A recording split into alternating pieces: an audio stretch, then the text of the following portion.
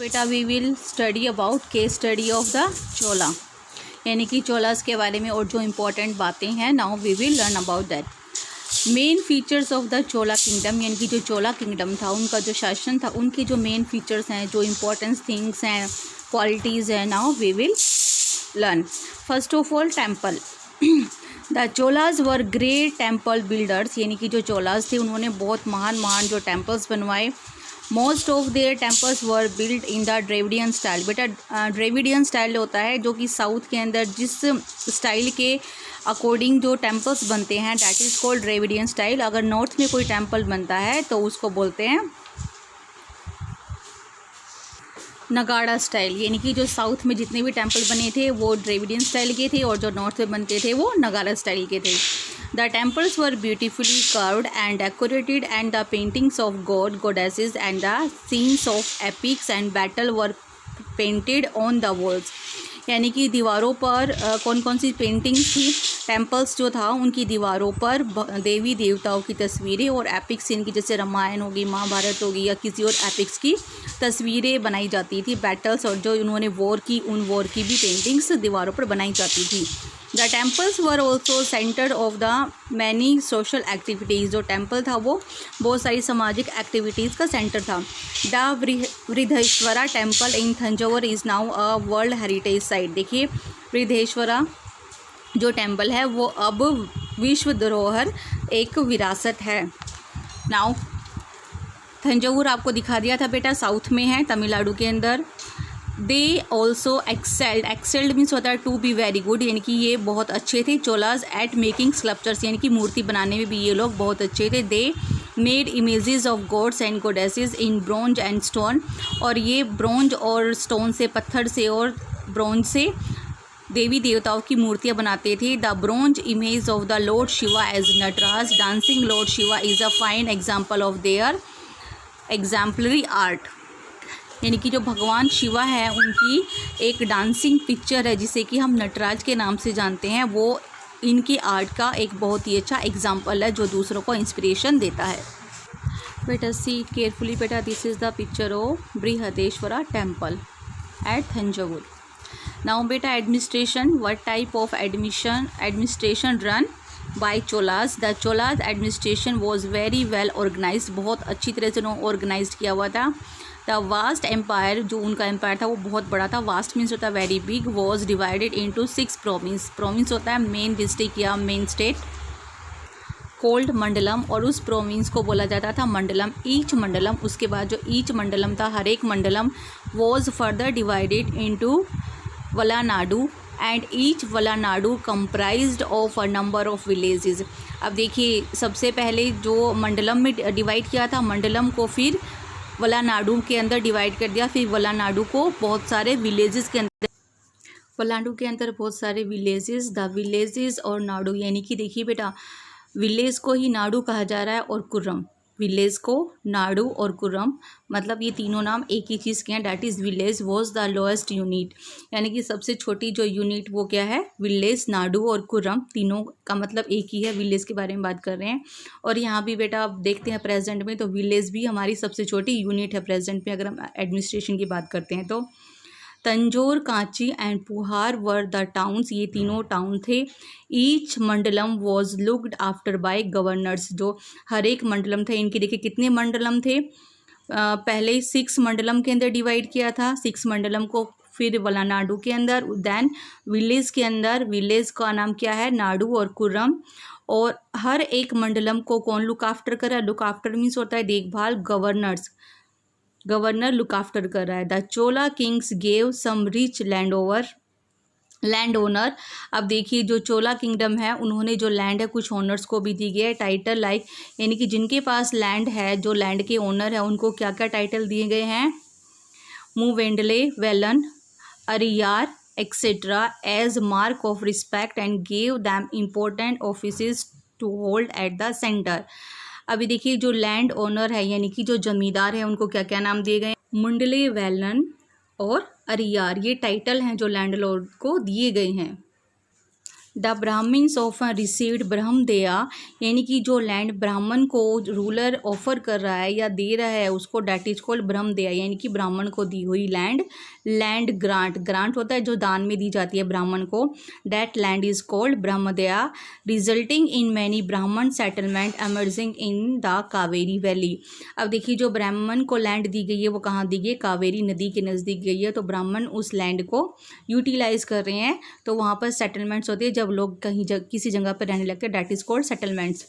Now village assemblies, the village enjoyed self government under the Chola Kings. Each village had 2 assemblies, the उर and the सभा।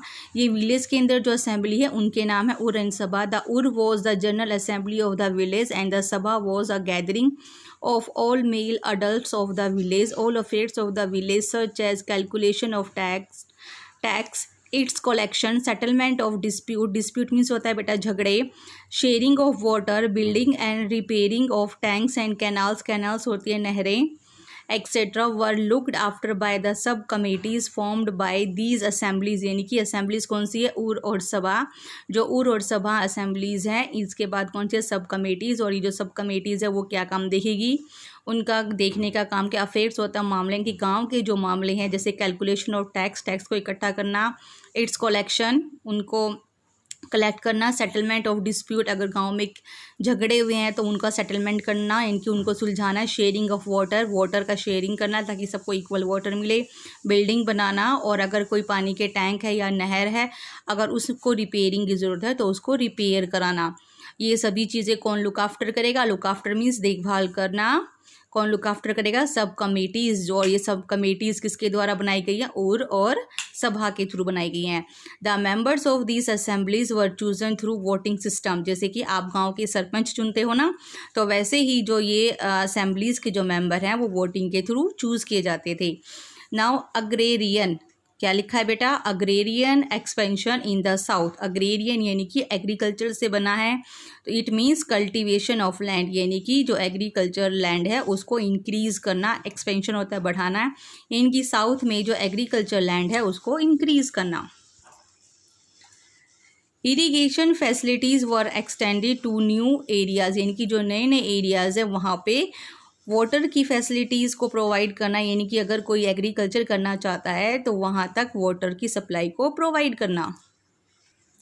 This enable the dry barren means होता है बंजर, and forest land to be made fit for cultivation, यानी कि new areas तक irrigation facility provide करना। उससे क्या हुआ, को जो सूखे इलाके हैं जहाँ तक पानी नहीं पहुँचता, कुछ बंजर इलाके हैं, और जो जंगल वाली जगह है वहाँ उस एरिया को भी कल्टीवेशन की खेती के लिए फिट यानी कि सही बना दिया गया। These two new development made them self-dependent in the field of agriculture. Chola temples that had gathered a lot of wealth in the form of donation means होता है बेटा दान, invested the money in agriculture. The growth of population during this period also led to agriculture expansion since more mouth had to be fed. It means अभी हमने discuss किया था कि जो चोला एम्पायर है वो बहुत सारे टेम्पल्स उन्होंने बनवाए थे, तो टेम्पल्स में जो भी डोनेशन इकट्ठा होती थी, गैदर होती थी, वो सारा पैसा कहाँ लगाया जाता था, एग्रीकल्चर के अंदर लगाया जाता था। एग्रीकल्चर के लिए इरिगेशन की फैसिलिटी प्रोवाइड करना या अदर जो फैसिलिटीज़ है वो प्रोवाइड करना। तो जो टेम्पल के अंदर जो डोनेशन गैदर होती थी, इकट्ठा होती थी, जो धन इकट्ठा होता था वो सभी एग्रीकल्चर में लगाया जाता था। और धीरे धीरे क्या हुआ, जैसे पॉपुलेशन इंक्रीज़ होने लगी तो उसके लिए भी एग्रीकल्चर को बढ़ाना ज़रूरी था ताकि सभी को खाना मिल सके, क्योंकि पॉपुलेशन बढ़ेगी तो खाने वाले बढ़ेंगे तो सबको खाने के लिए प्रॉपर फूड मिलना बहुत ज़रूरी है, इसीलिए एग्रीकल्चर को बढ़ाया गया। नाउ नेक्स्ट इज़ भक्ति एंड अदर फिलोसफीज़, यानी कि भक्ति जो भगवान के लिए हम अपनी श्रद्धा दिखाते हैं, डैट इज़ कॉल्ड भक्ति।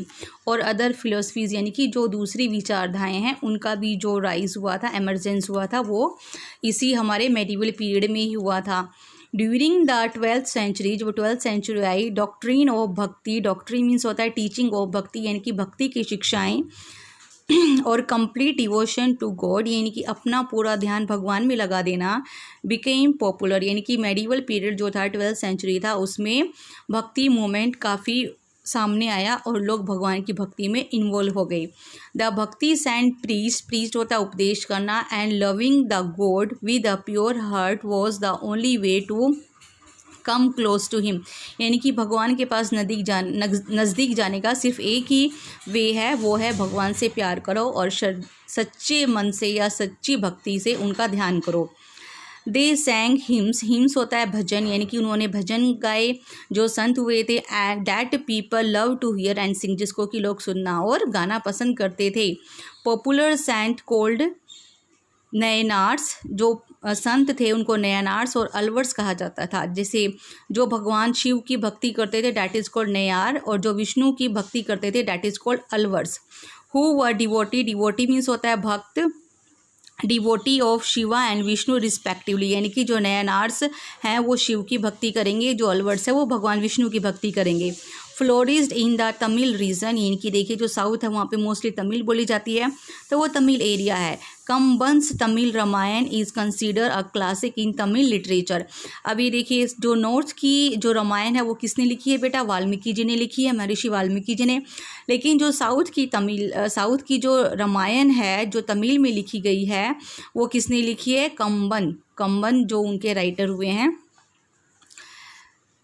बवस या बवेश्वरा फाउंडेड द लिंगयात सेक्ट, यानी कि एक समुदाय का इन्होंने निर्माण किया जिसका नाम है लिंगयात। लिंगयात एक हिंदू धर्म से ही निकला हुआ समुदाय है जिसको लोग मानते हैं, जैसे कि जैन धर्म, बौद्ध धर्म, ये सभी धर्म किससे निकले हैं, हिंदू धर्म से निकले हैं। वैसे ही एक लिंगयात समुदाय भी है जो कि हिंदू धर्म से ही निकला है।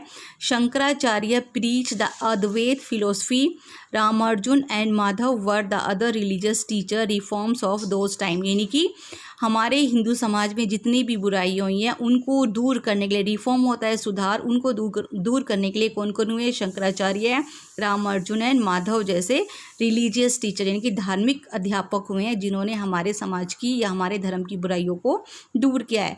That's all for today बेटा। Read chapter carefully, watch video carefully and learn all word meaning that come in the chapter. Thank you. Have a nice day.